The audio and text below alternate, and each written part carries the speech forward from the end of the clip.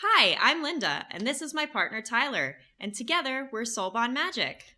This series is designed to help you level up your draft game on MTG Arena in under 20 minutes. And in this particular video, we're going to be covering a traditional best of 3 M20 draft. We were invited to participate in an early access streamer event by Wizards of the Coast. And thanks to their sponsorship, we're bringing you this video early so you can get a jump start on your M20 draft. We're going to be spending most of the time on the draft portion, helping you build a strong competitive deck, and then briefly run through how the game's played out. We were only able to get 2 matches in before the draft event ended, so this one is cut a little shorter than usual. If you want to see these sorts of drafts in real time and get feedback from us on what you're struggling with in draft, please come follow us on Twitch. There's a link to our Twitch channel in the video description below. Now on to our Pack 1, Pick 1. Okay, we have an interesting Pack 1, Pick 1 decision here. Our rare Leyline of Sanctity is basically unplayable and limited, but we have good options in red, blue, black, and green, though not great. In red, we have Uncaged Fury. This card can steal games out of nowhere. And then we have even Sky Knight Vanguard as a consideration, but I think this card is pretty easy to just block the 1/1. We have Agonizing Siphon. It's a very solid piece of black removal. And then Rabid Bite is a good green option. Might be the best green common. It's the only way to really interact with your opponent. But we end up going with Boreal Elemental just because I really like blue in this format. It's an elemental. It takes advantage of all those synergies. And looks like I'm pretty happy I took a blue card here because now we have 2 blue gold cards to consider, as well as Murder and Shock. So this is actually a much better pack than our first pack. We have Lightning Stormkin. Sky Knight Legionnaire minus a mana, so that's a really good card. Tomebound Lish, if we want to go and dabble into black here, but we end up going with Murder just because it's probably even better than Tomebound Lish. It's just an incredible card, and if we end up not playing blue, I'm going to be happy to just stick with the monocolored card there for pick 2. So for pick 3, another pretty decent pack. I like God's Willing a lot, but I think we're going to try to stick to blue-black at the moment if we can. We have Frost Links. But I've been really impressed with this card, Blood for Bones, in my limited experience so far. So we're going to try that. You can get some really cool loops with the 3/3 guy that gets 2 instants or sorceries back. So for pick 4, there's Feral Abomination, which is like not a great card, but it can fill a role in a pinch as a 6-drop. But we're going to end up going with Fathom Fleet Cutthroat. Just a solid, middle-of-the-road kind of hill giant creature. And speaking of that, we have another card like that in this pack, but there's also Cerulean Drake, which is very good against red, but I think you're going to be happy. We're going to be happier overall with Octoprofit, another hill giant that can let you scry to when it comes into play. Hill giant's at 3/3 for 4 mana. Here's a pretty late Frost Links. So the only other card to consider is Rapacious Dragon, which I think is good, but I don't think it's worth splashing for. It helps enable a splash if you're already red. But Frostlinks is an excellent creature, and very happy to pick it up. Pick 6 there. Pick 7, we have not a whole lot. Well, there's Fairy Miscreant in our colors. If you want to try to collect all the Fairy Miscreants, that's a hard one to get to pay off. There's Keldon Raider if we want to go into red. Pretty strong card, but we're gonna go with Yarruk's Fenlurker here. Evolving Wilds is also an option, but the Fenlurker is just like a better Ravenous Rats that can pump, so it's a really solid card. Pick 8, it's starting to get a little dry. We have Fencing Ace is probably the best card in the pack, but it's white, so we're not even close to white. So we're gonna just take Blade Brand here. Pretty solid trick. Not as good as it was in Ravnica Allegiance, but still good. Okay, it looks like that Uncaged Fury wield, but I don't think we want to take it here. We're just going to stick with blue-black and go with Epicura Blood. Not a card that's at its best in blue-black, but it certainly can be playable. Here we have Befuddle, which is another kind of 22nd, 23rd card playable, or we can take Vengeful Warchief. And we're going to try this card out. I don't know how great it is, but it looks like it could be potentially pretty good. It disincentivizes your opponent from attacking you. Heart Piercer Bow now, or Sage's Rodenizen. We take the Sage's Rodenizen here. I think in hindsight I would have taken should have taken the Heart Piercer Bow. This is a best of 3, so we have sideboards, and I think that's a good sideboard card, that bow. Alright, speaking of sideboard cards, Fortress Crab's fine to bring up the board. Pick 13, there's 2 black cards, which I guess is a good sign. We take an Unholy Indenture, though I hope to not play it. It's kind of a rough card here, and then just some cards that we're not going to play here for rounding out the pack. 14 and 15 picks. So just take the one option and move on to pack 2. And oh my gosh, this pack is really good for us. We have Renowned Weaponsmith to go with that theoretical Heart Piercer bow that we passed on. We have Scuttlemutt, really good colorless option, can help ramp you and lets you take advantage of the color hate cards. But Dread Presence is just a stone cold mega bomb. This card is amazing. It's like Tatiova, but you can shoot things and it's cheaper. All right, so pick 2. Here we have much less exciting pack. We have Manifold Key, which doesn't seem great in this deck. We have Bone Splinters, again, kind of a card you want to play in like white-black or green-black if you have extra fodder. Bone to Ash is a perfectly fine card that counters a creature spell once you draw a card, so it's not too hard to get something out of there. I'm a big fan of taking strong sideboard cards early. I think I took this a little bit too early, though. I think we should have taken a different card here. There's another Blight Beetle in the pack. But we have a lot of blue and black options, so that's nice. Boneclad Necromancer is a good 5-drop. Comes with 5/5 worth of stats. Soul Salvage is a card you typically want at least one copy of in your blue and black decks, but I can hope to hopefully get it later. There's another Blight Beetle.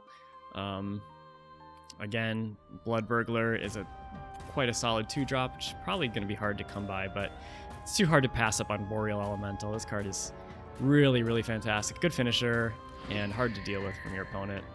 Another Rapacious Dragon as an option, pick 4, but it looks like we're pretty settled into blue-black at this point. There's a Mind Rot.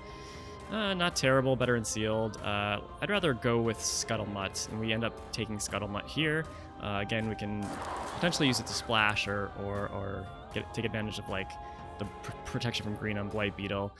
This is a pack's pretty weak. I'm just going to take the Boneclad Necromancer here and feel pretty good about it.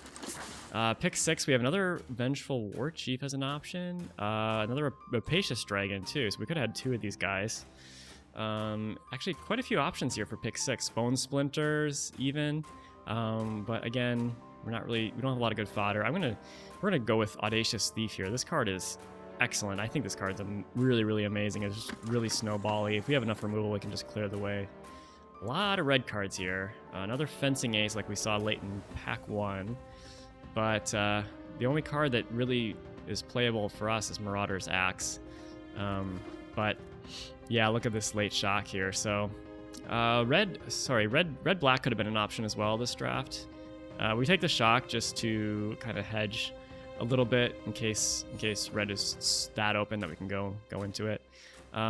Here we take Scuttlemutt over Renowned Weaponsmith. We didn't really have any artifact payoffs yet, so I'm just going to take the card that's better in more situations, which is Scuttlemutt.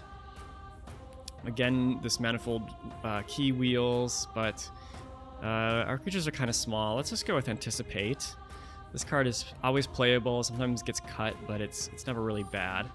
Looks like we get another Blight Beetle here, pick 11, so I think that I picked that first one way too early. That other one might have wheeled as well. And then pick 12, Befuddle, which actually, now that we have an Audacious Thief, I'm more inclined to want to play, because I quite like those 2 cards together. Here we got some white and red cards. I'm just going to take the red card, but it doesn't really matter. Kind of a late Reckless Airstrike. This card's good. There's a lot of flyers in this set. I would even consider main decking it, but we're not red, so. All right, pack 3, pick 1. We have not a whole lot in blue and black. There's just like Sleep Paralysis, Duress, another Blade Brand. Those are not exciting first picks. Sleep Paralysis is fine. It's good removal. If I was completely sold on us being blue-black, I would have taken that, but I'm going to hedge a little bit again here and take this uncommon Chandra, which is just nuts. I don't know what I'm doing It's a decent splash card too. Okay, pick 2. We have some more. Actually, we have some more good black cards here. We have Agonizing Siphon, really solid removal spell, but I'm gonna go with this uncommon creature, Bloodthirsty Aerialist. It's just like a much better Johnny's Bridemaid, and even though we don't have that much life gain, it's still just a 2/3 flyer for 3, which is really good. This is a tough pick. We have Frostlinks as an option. Bone Splinters, a lot of Bone Splinters going around. Haven't taken a single one yet. Maybe that's a mistake. We try out a new card here, Yaruk's Wave Crasher. I don't know, there's a couple synergies with it. I think in hindsight, maybe it would be better to take the Frostlinks there, but whatever. So pick 4, a lot of good options here. Scholar of the Ages, but even Sleep Paralysis. But we go with Stonebound Lich. This is just an excellent, excellent card, right in our colors to kind of solidify us as blue-black. Another Chandra for pick 5. Super late for that card. But we're going to go with another Audacious Thief. Now that we have 2 of these guys, we can kind of build our deck a little bit around protecting him, making sure he gets through. Pick 6, got some more good options here. The best card, once again, is red in that Scampering Scorcher. But we have Bone to Ash, Blood Burglar, and even like Moat Piranhas is a good option in this deck, I think, because we're pretty controlling. But we end up going with Brineborn Cutthroat. This is a card that can also kind of snowball out of control. You want to be able to play spells on their turn anyway. I think we have a couple ways to do that, so kind of gamble on it. Next pack, we have Portal of Sanctuary, which is kind of hard to abuse given that you can only use it on your turn. So we just go with the defensive card, Moat Piranhas. Hopefully it can hold the ground while our big Boreal Elementals get through. So here we have choice between Fairy Miscreant, and it's way too late to start collecting those. So we're going to go with Prismite. I'm not going to play it, but it's the only card we can conceivably play here. And pick 9. Duress is an option. It's kind of a mediocre sideboard card, but I think Blade Brand is just going to be better. We take Blade Brand. Kind of another good card to pair with Audacious Thief. We get another Epicure of Blood. Not sure if we're going to play it. We have a few other 5-drops, but it's the only really card in our colors. This time we take Pattern Matcher. This card could be good. We have 2 Audacious Thieves, 2 Boreal Elementals, 2 Scuttlemutts, so there's some options on that one. Next pack we get choice between Anvilrot Raptor or Frilled Sea Serpent or Convolute. But I think we take this Sea Serpent here. Has the potential to close out games if you're desperate. Pick 13. I think the best card's Reckless Airstrike. So we just take that. And once again, no options for us being blue-black the last 3 picks. So round out the draft with a pretty solid blue-black deck. Taking a look at the final deck here, we have a few ways to get on the board early and provide some advantage. Yarok's Fenlurker, Frostlynx to kind of slow things down. We have a few ways to proactively draw cards or filter, Audacious Thief and Tomebound Lich. A couple Scuttlemutts to accelerate and maybe get some use out of those color hosing cards. A little light on removal, just Murder, pretty much. And Fathom Fleet Cutthroat if we want to set that up. But the high end's pretty good. Double Boreal Elemental and Boneclad Necromancer. So pretty solid blue-black deck. Running through the matches really quickly, we are on the draw game 1, and we have a really pretty solid hand here. Excited to try out these new M20 cards, including Thoughtbound Lich. Audacious Thief comes out. We get to draw some cards, get to play the Lich and the Frostlynx. Our board's looking pretty good against these 2/2s.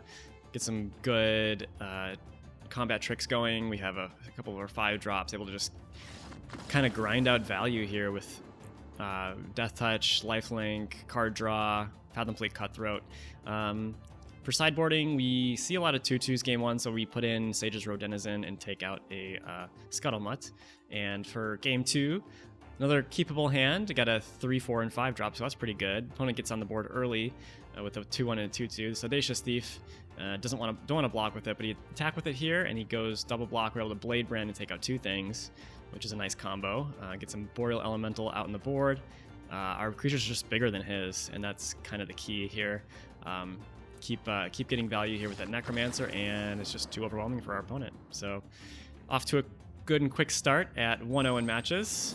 And for the second match, we have to mulligan this first hand. We're on the draw at least. We have to mulligan the second hand, but with the London mulligan, it's a little less punishing. But I feel like we have to keep this third hand. We have at least 2 Scuttlemutts. If we're ever able to get our third land, which we do, we're able to play the Scuttlemutts and get on the board. We have Boreal Elemental, which we're kind of leaning pretty hard on here. He kills Boreal Elemental with a combat trick, so now he has a lot of flyers, and we do not have any flyers at that point. Inspired Charge does us in. So for game 2, we just keep the same deck. Nothing really that exciting here to bring in. What is exciting is this Dread Presence. So if we're able to play this perfectly on curve, even on turn 4, we get to be able to play it and then still play a Swamp to take out his Warden of Evos Isle. So that's like pretty much the dream. You want to play that the turn you have a Swamp to play if you can help it.